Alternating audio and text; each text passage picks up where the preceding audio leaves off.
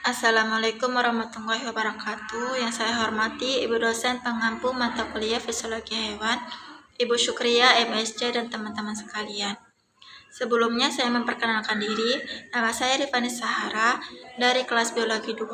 Saya di sini akan menjelaskan hasil PPT ujian akhir semester atau UAS saya yang berjudul tentang sistem pencernaan manusia. Sistem pencernaan atau disebut gastrointestinal merupakan sistem organ dalam manusia yang berfungsi untuk menerima makanan, mencernanya menjadi zat-zat gizi dan energi, menyerap zat-zat gizi ke dalam aliran darah, serta membuang bagian makanan yang tidak dapat dicerna atau merupakan sisa proses tersebut dari tubuh.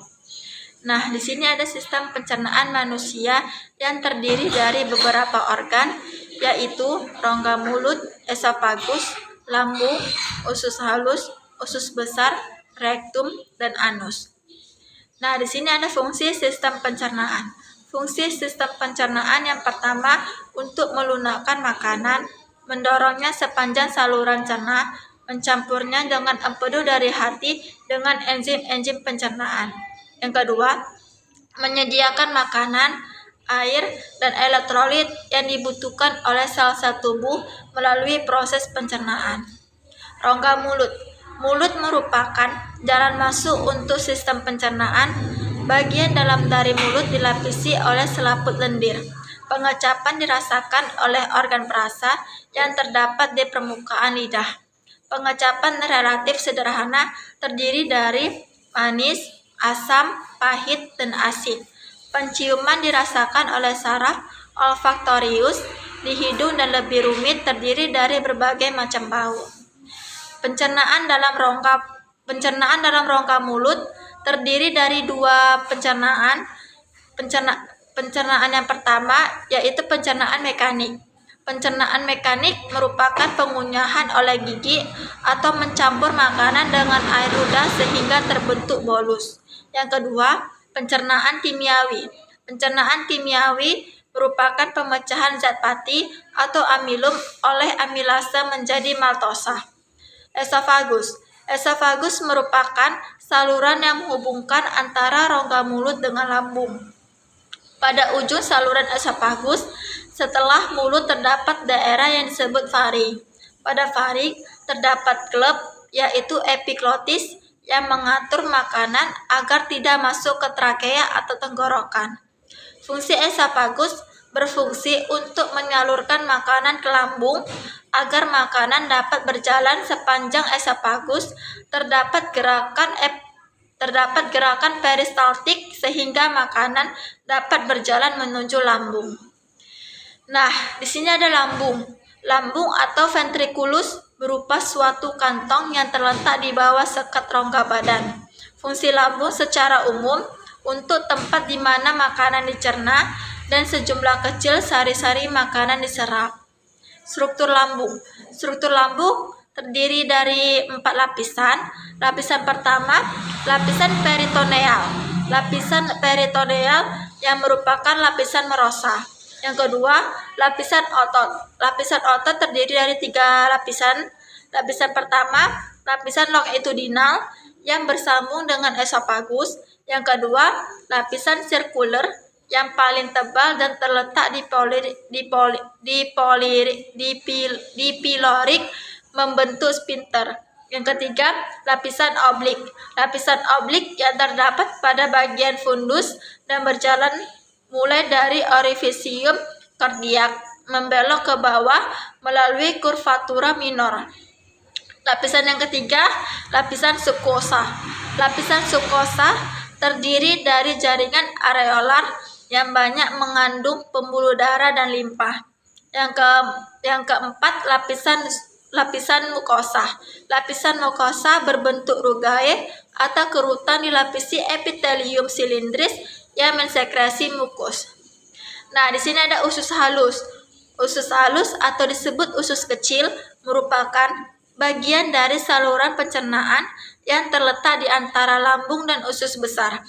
Dinding usus halus akan pembuluh darah yang mengangkut zat-zat yang diserap ke hati melalui vena porta. Dinding usus melepaskan lendir yang melumasi isi usus, dan air yang membantu melarutkan pecahan-pecahan makanan yang dicerna. Dinding usus juga melepaskan sejumlah kecil enzim yang mencerna protein, gula, dan lemak. Mencerna protein, gula, dan lemak.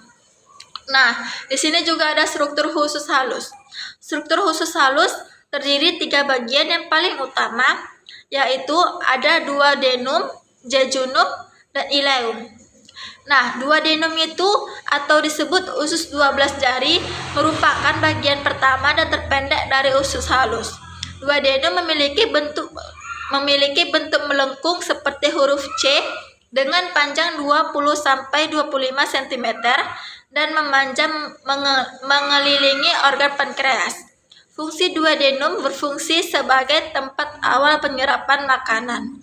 Yang kedua, jejunum. Jejunum merupakan bagian atas usus kecil yang terhubung dengan duodenum di salah satu ujungnya, sementara di ujung lainnya terhubung dengan ileum.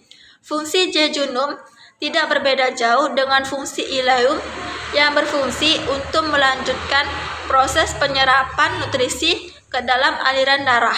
Yang ketiga, ileum. Ileum merupakan bagian terbesar dari tulang panggul yang lebar dan menyerupai kipas. Nah, di sini ada lapisan usus halus dari dalam keluar. Lapisan usus halus terdiri dari 4 lapisan. Lapisan pertama ada lapisan mukosa, yang kedua lapisan otot sirkuler atau muskulur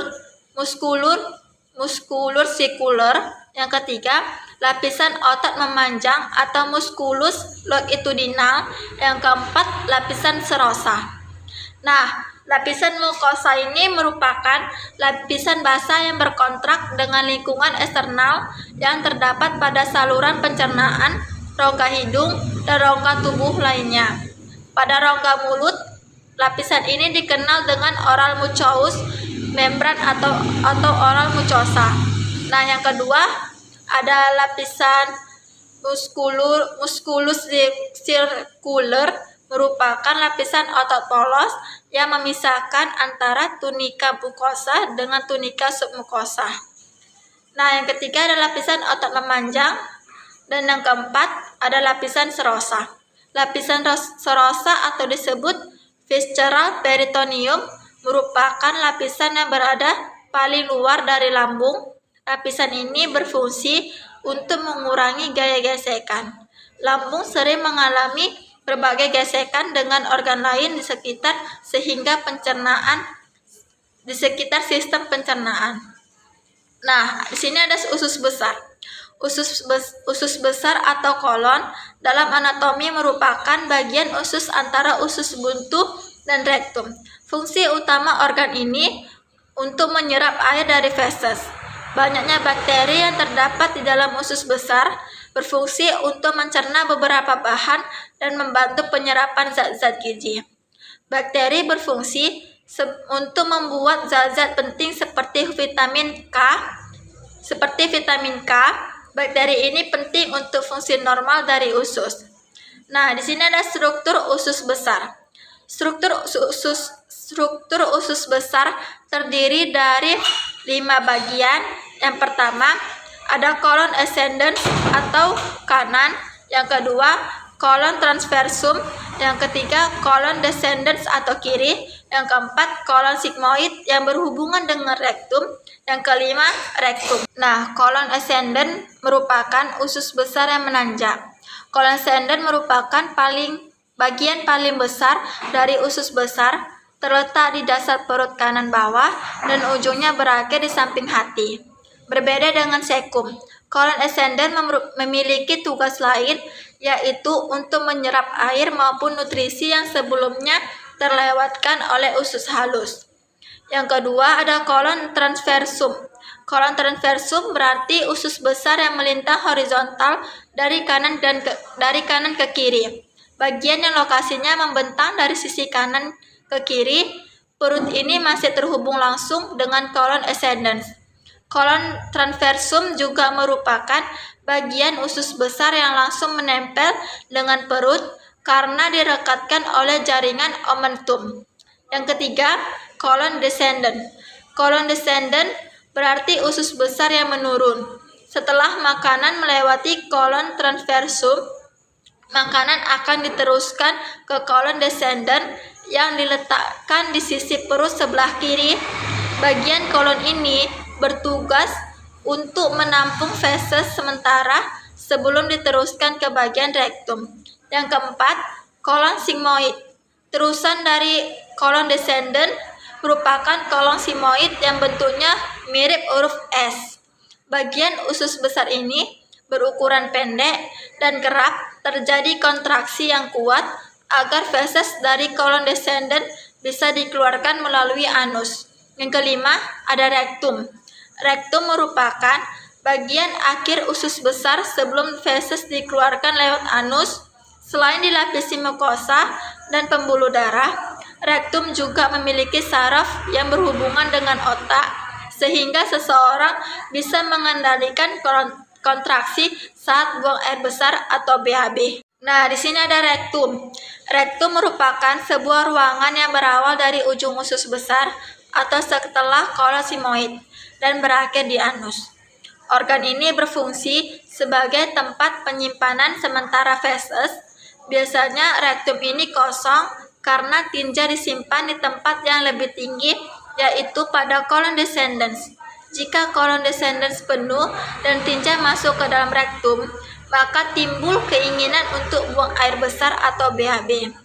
Mengembangnya dini rektum karena penumpukan material di dalam rektum akan memicu sistem saraf yang menimbulkan keinginan untuk melakukan defekasi. Jika defekasi tidak terjadi, maka material akan dikembalikan ke usus besar, di mana penyerapan air akan kembali dilakukan. Jika defekasi tidak terjadi untuk periode yang lama, konstipasi dan pengerasan feses akan terjadi. Anus. Anus merupakan lubang di ujung saluran pencernaan, di mana bahan limbah keluar dari tubuh. Sebagian anus terbentuk dari permukaan tubuh atau kulit, dan sebagian lainnya dari usus. Pembukaan dan penutupan anus diatur oleh sphincter. Feses dibuang dari tubuh melalui proses defekase atau buang air besar BAB yang merupakan fungsi utama anus. Umbai cacing atau appendix. Umbai cacing atau appendix merupakan organ tambahan pada usus buntu. Infeksi pada organ ini disebut appendicitis atau radang umbai cacing. Appendicitis yang parah dapat menyebabkan appendix pecah dan membentuk nanah di dalam rongga abdomen atau peritonitis atau infeksi rongga abdomen. Nah, ada pankreas. Pankreas merupakan organ pada sistem pencernaan yang memiliki dua fungsi utama, yaitu menghasilkan enzim pencernaan serta beberapa hormon penting seperti insulin. Pankreas terletak pada bagian posterior perut dan berhubungan erat dengan duodenum atau usus 12 jari. Nah, di sini ada fungsi pankreas terbagi menjadi dua bagian, yaitu fungsi eksokrin dan endokrin. Fungsi eksokrin merupakan pankreas memiliki kandungan eksokrin yang menghasilkan enzim yang berperan penting untuk pencernaan. Nah, enzim ini berfungsi untuk memecah protein dalam makanan dan melindungi pencernaan dari kuman yang hidup di usus. Apabila protein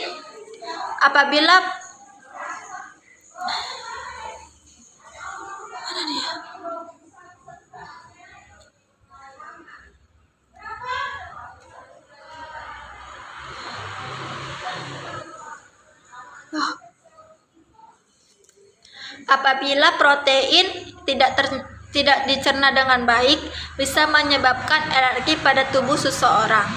Nah, yang kedua, fungsi endokrin. Fungsi endokrin merupakan kelenjar yang menyalurkan zat tertentu ke dalam peredaran darah.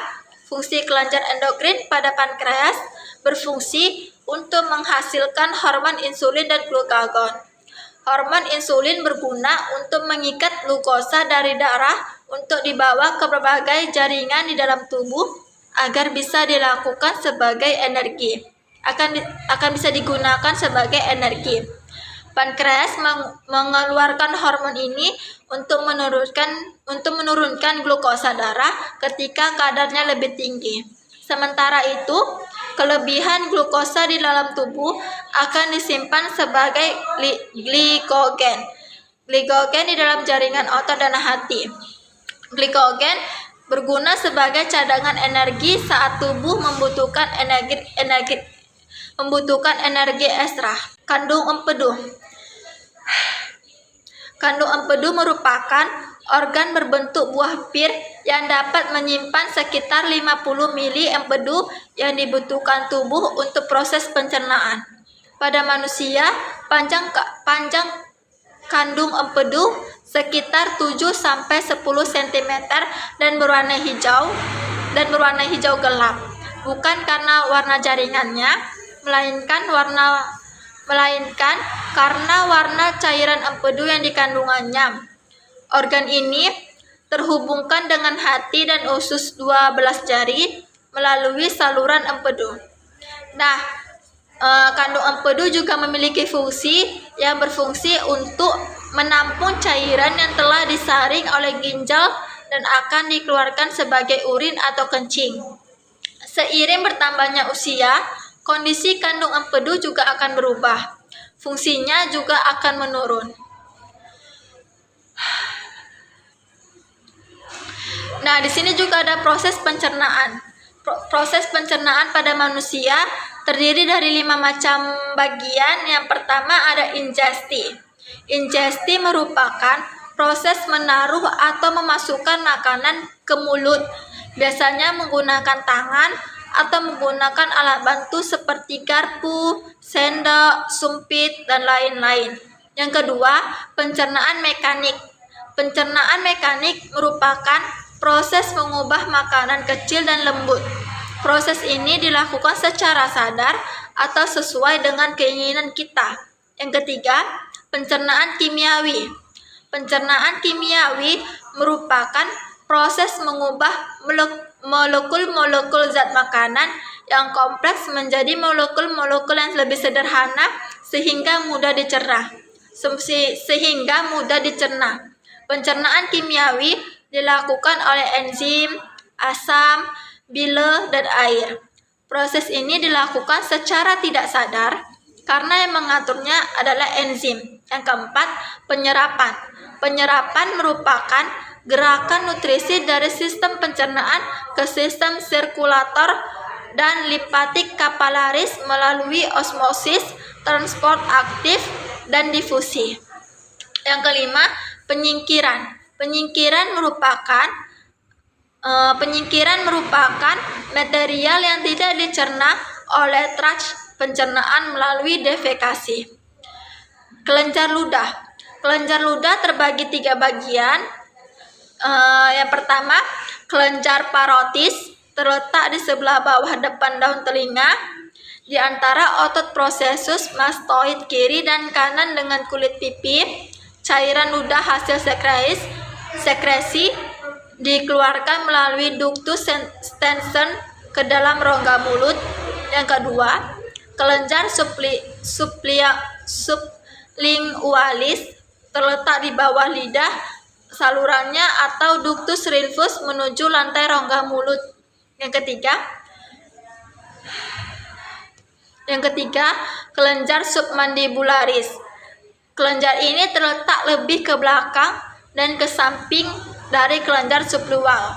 Salurannya menuju lantai rongga mulut. Nah, di sini ada faring.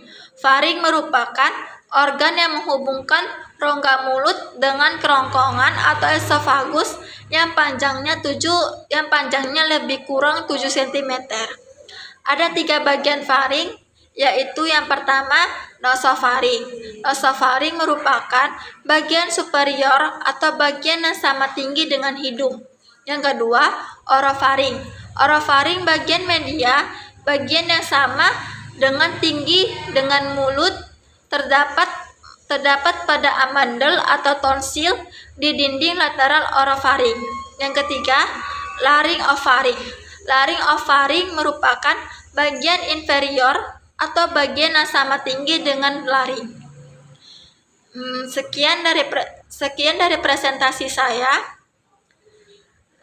Jika ada kesalahan, saya mohon maaf. Kepada Allah saya mohon ampun.